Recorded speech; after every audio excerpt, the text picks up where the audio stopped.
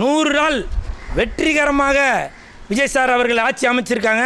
அதனால் எந்த கொம்பன் நினச்சாலும் விஜய் சாரோட ஆட்சியை எதுவுமே பண்ண முடியாது. அன்புமிகு தமிழக முதலமைச்சர் விஜய் சார் கொடியேற்றும் போது அவங்க அப்பா எஸ்எஸ்சி சார் எந்திரிச்சு சல்யூட் வைக்கிறாரு. வைசாலி தங்கச்சி அவர் சொன்னாரா, வைசாலி என்னை பற்றி நீ பெருமையாக பேசுன்னு சொன்னாரா? இல்லை, நீங்களே வந்து பெருமையாக பேசுகிறது. அதுக்கப்புறம் கரண்ட் பில்லு ஏறி போச்சு, கரண்ட் பில்லு எகிரி போச்சு, கரண்ட் பில்லு குதிச்சு போச்சுன்றது. திரிஷா வந்தாங்களா சார்? நான் பொதுமக்களை பார்த்து ஒன்று கேட்குறேன், திரிஷா தான் அவங்க கண்ணுக்கு தெரிஞ்சாங்களா?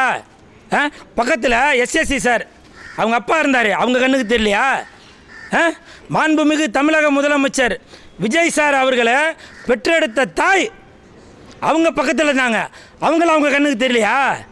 வேணும்னு நீங்கள் கமெண்ட்டில் அவருடைய ஆட்சியை ஏதாவது குறை சொல்லணும் என்பதற்காக திரிஷா வந்திருந்தாங்கன்னு ஏயா அப்படி பண்ணுறீங்க? இன்றைக்கி சுதந்திர தினம், அந்த சுதந்திர தினத்தை சுதந்திரமாக இருக்க விடுங்கய்யா. அதுவும் இல்லாமல் திரிஷா மட்டும்தான் அன்றைக்கி லேடி, அவங்க மட்டும்தான் அன்றைக்கி இருந்தாங்களா? மற்றவங்களாம் யாரும் இல்லையா? சொல்லுங்கள், எவ்வளோ லேடிஸ் இருந்தாங்க. திரிஷாவை விட பெரிய நடிகைகள் கூட வந்திருப்பாங்க. ஆனால் நீங்கள் அவங்கள ஃபோக்கஸ் பண்ணியிருக்க மாட்டீங்க. அவங்களோட பெரிய பணக்காரங்க வந்திருப்பாங்க, அவங்கள ஃபோக்கஸ் பண்ணியிருக்க மாட்டீங்க. அவங்கள விட பெரிய அழகி இருந்திருப்பாங்க, அவங்கள ஃபோக்கஸ் பண்ணியிருக்க மாட்டாங்க. ஆனால் நீங்கள் வேணும்னு திட்டம் போட்டு அப்போ தான் வீடியோ நல்லா ஓடும் அப்படின்றதுக்காகவே நிறையா பேர் அதை கட் பண்ணி போடுவாங்க அப்படின்றதுக்காகவே கமெண்ட்டில் எல்லாரும் திரிஷான்னு மாண்புமிகு தமிழக முதலமைச்சர் விஜய் சாருக்கு கெட்ட பேர் உண்டாக்கணும் அப்படின்ற ஒரு எண்ணத்தில் தான் நிறையா பேர் கங்கணம் கட்டிக்கிட்டு அந்த தீய சக்திகள் எல்லாம் வேலை செய்யுது. இப்போவும் சொல்கிறேன், 100 நாள் வெற்றிகரமாக விஜய் சார் அவர்கள் ஆட்சி அமைச்சிருக்காங்க. அதனால் எந்த கொம்பன் நினச்சாலும் விஜய் சாரோட ஆட்சியை எதுவுமே பண்ண முடியாது. கண்டிப்பாக இந்த 5 வருஷத்தை தமிழக முதலமைச்சர் மாண்புமிகு விஜய் சார் அவர்கள் சிங்கப்பூர் மாதிரி கொண்டு வருவார். அது கூடிய விரைவில் நடக்கும் பாருங்கள். ஓகே, இன்றைக்கி சார் கொடியேற்றும் போது அவருடைய தந்தை அதை விட பெருமை என்னங்க வேணும்? விஜய் சாருக்கு சல்யூட் வைக்கிறாருங்க. விஜய் சார் கொடியேற்றும் போது, மாண்புமிகு தமிழக முதலமைச்சர் விஜய் சார் கொடியேற்றும் போது அவங்க அப்பா எஸ்எஸ்சி சார் எந்திரிச்சு சல்யூட் வைக்கிறாரு. இது எவ்வளோ பெரிய பெருமை, தமிழகத்திற்கு பெருமை இது. அப்படி இருக்கும்போது நீங்கள் ஏதோ ஒன்று ஆட்சிக்கு கலங்க விளைவிக்கணும் என்பதற்காக தவறாக சித்தரிக்காதீங்க. கையில் லெஜண்ட் குடும்பம் கொண்டு வந்தீங்க. ரொம்ப நாள் முன்னாடி வந்து இவர் நாட்டாமை குடும்பம் ட்ரெண்டாச்சு, அவர் போட்டு சொன்னால் நீங்கள் பார்க்கலாம். அதே மாதிரி தான் நீங்களுமா சார்? லெஜண்ட் குடும்பம் அப்படின்றது இங்கே பாருங்கள், இது வந்து என்னுடைய தனிப்பட்ட கருத்து, புரியுதுங்களா? இது என்னுடைய தனிப்பட்ட கருத்து. இதுக்கும் லெஜண்டோட ரசிகர் மன்றத்துக்கும் லெஜண்ட்டுக்கும் அவர்கள் எது சம்மந்தம்? என்னுடைய தனிப்பட்ட கருத்து. ஏன்னா என் மனசுக்கு பிடிச்சிருக்கு, லெஜண்ட் அவர்களை என் மனசுக்கு பிடிச்சிருக்கு, அதுக்காக நான் இது பண்ணியிருக்கேன். நீங்கள் சரத்குமார் சார் அவர் போட்டிருந்தார் அப்படின்னாக்க அப்போ பச்சை குத்துறது இப்போ நான் தெரியாமல் தான் கேட்குறேன். ஆக்ஷன் கிங் அர்ஜுன் அவர்கள் கையில் தேசிய கொடியை பச்சை குத்தி வச்சுருக்காரு. அப்போ அந்த தேசிய கொடி அவருக்கு மட்டும்தான் சொந்தமா? இந்தியனாக எல்லாருக்குமே தான் சொந்தம் அந்த தேசிய கொடி. அந்த மாதிரி தான் இந்த லெஜண்ட் குடும்பம் நான் எழுதியிருக்கிறது என்னுடைய தனிப்பட்ட விருப்பம். இந்த லெஜண்ட் குடும்பம் மட்டும்தான் உங்கள் கண்ணுக்கு தெரியும். ஆனால் இதுக்குள்ளே ரத்தம், நாடி, நரம்பு, சதை எல்லாமே லெஜண்ட் கொடுத்தது.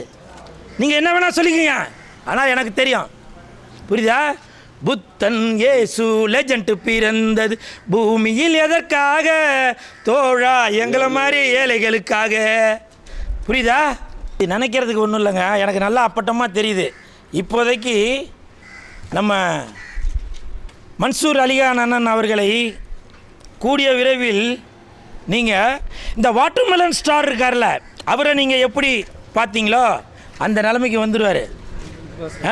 அவர் பேர்னா திவாகர், பிக் பாஸ் வந்தார் இல்லையா, அந்த திவாகர், வாட்டர்மெலன் திவாகர் அவர்கள் எப்படி சைகைகள் பண்ணாரோ இப்போ அவர் கொஞ்ச நாளாக வரல போல். அதனால் ஃபுல்லாக எல்லா ஃபோக்கஸும் நம்ம மன்சூர் அலிகான் அண்ணன் அவருக்கு வந்துருச்சு. அதனால் பார்ட் 2 அப்படின்னாக்க, அதாவது வாட்டர்மெலன் ஸ்டார் பார்ட் 2 அப்படின்னாக்க நம்ம மன்சூர் அலிகான் அவர்கள் தான். நேற்று கூட பார்த்துருப்பீங்க, புல் தரையில் உருண்டார், பிறண்டார். அப்புறம் இதெல்லாம் பூ, மரம், செடி, கொடியெல்லாம் சாப்பிட்டாரு. ஸோ அதனால் அவருக்கே இப்போ என்ன பண்ணுறதுன்னு தெரியல, அவருக்கே மைண்ட் அப்படியே மாறி போச்சு, புரியுதுங்களா? அதனால் விரைவில் வாட்டர்மெலன் ஸ்டார் அந்த இடத்த வந்து மன்சூர் அலிகான் அண்ணன் அவர்கள் பிடிப்பார்னு நினைக்கிறேன். பிடிக்க வச்சிருவீங்கன்னு நினைக்கிறேன். அதை பற்றி நான் நினைக்கிறேன். யாரு இதை நீக்கிட்டாங்கல்ல காட்சி, அதுக்கு அவர் திட்டுறாரு, அதை பற்றி நான் நினைக்கிறேன். இது எல்லா இதுலேயும் உள்ளது தானேங்க. எல்லா படத்துலேயுமே படத்துக்கு தேவையானதான் வச்சுப்பாங்க. யாருமே வந்து மன்சூர் அலிகான் வந்து எனக்கு இந்த படத்துக்கு தேவையில்லை அப்படின்னு சொல்லி வெட்டியிருக்க மாட்டாங்க.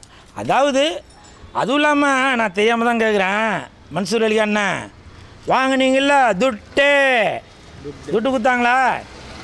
அப்புறம் என்னண்ணே நான் கூட தான் உங்கள் படத்தில் நடித்தேன். நான் நடித்த சீன்லாம் வந்துருச்சா? படுத்துன்னு வாய் தவறி வந்துருச்சுப்பா, அது இது பண்ணிடாதீங்க. நான் சொன்னது படத்தில் நடித்தேன். அந்த ஆடியோ ரிலீஸ் வந்து பயங்கர ப்ராப்ளம் ஆச்சு. எனக்கு பிம்பிளிக்கு பில்லாப்பி ஐஸ் தான் சப்பின்னு இருக்கிறான் இல்லையா? அதனால் மன்சூர் அலிகான்னா நீங்கள் வாட்டர்மெலன் ஸ்டார் மாதிரி ஆகாமல், ஏன்னா நீங்கள் மிகப்பெரிய கலைஞன். இது என்னுடைய தனிப்பட்ட கருத்துனா. உங்கள் மேலே நான் அன்பும் பண்பும் பாசமும் உள்ளவன். தயவு செஞ்சு மன்சூர் அலிகான் என்ன வணக்கம் அப்படி எதுவும் செய்யாதீங்க.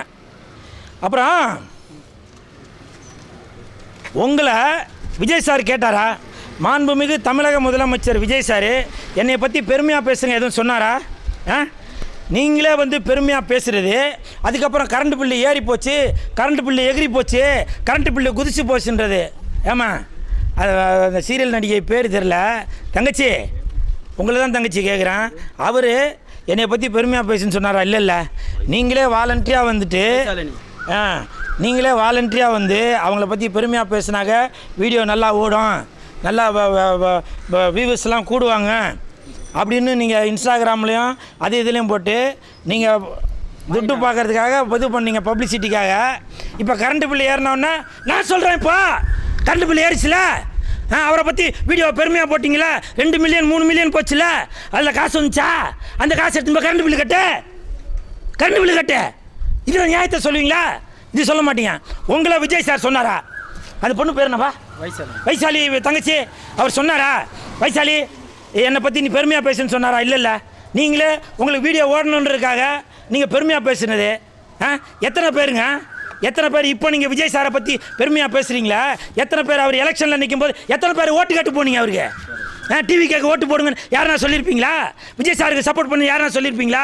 விஜய் சாரோட தொண்டர்களும் ரசிகர்களும் அவங்க சேர்ந்து விஜய் சார் முதலமைச்சர் ஆகியிருக்காங்க. முதலமைச்சர் ஆனதுக்கப்புறம் நீங்கள் இன்ஸ்டாகிராமில் ப்ராப்ளம் ஆகிறதுக்காக அவரை பற்றி பெருமையாக பேசிட்டு இப்போ கரண்ட் பில் அதிகமாக வந்துச்சுன்னொன்னே குய்யோ முய்யோன்னு கத்துறது. அதை ஓடிச்சுல, வீடியோவில் ஓடிச்சுல காசு அது வாங்கியிருப்பீங்களா? அந்த காசு எடுத்துன்னு கரண்ட் பில் கட்டுங்க, அப்போ தான் உங்களுக்கு தெரியும். பிக் பாஸ் வருது சார், எனக்கு கோபம் தான். இதுக்கு முன்னாடி டோல்கேட்டு வேல்முருகன் சார் இருந்தார்ல, முன்னாள் எம்எல்ஏ வேல்முருகன் சார், உங்களை தான் சார் கேட்குறேன். நீங்கள் அன்னைக்கு போராட்டம் பண்ணீங்களா வரக்கூடாதுன்னு? இப்போ அடுத்த பிக் பாஸ் சீசன் 10 வருது. இப்போ நீங்கள் போராட்டம் பண்ண மாட்டீங்களா வேல்முருகன் சார்? இப்போவும் சொல்கிறேன் சார், நீங்கள் போராட்டத்தை ஆரம்பிங்க. முதல்ல உங்களுக்கு நான் குரல் கொடுக்குறேன். பிக் பாஸ் ஒழிக நான் இப்போ சொல்கிறேன். வேல்முருகன் சார் தமிழ் என்ன கட்சி இது? வாழ்வுரிமை கட்சி. அந்த கட்சி தலைவர் அண்ணன் திரு வேல்முருகன் சார், இப்போ நான் சொல்கிறேன் சார், நீங்கள் பிக் பாஸுக்கு தடை போடணும்னு அன்றைக்கி சொல்லிட்டு இருந்தீங்க.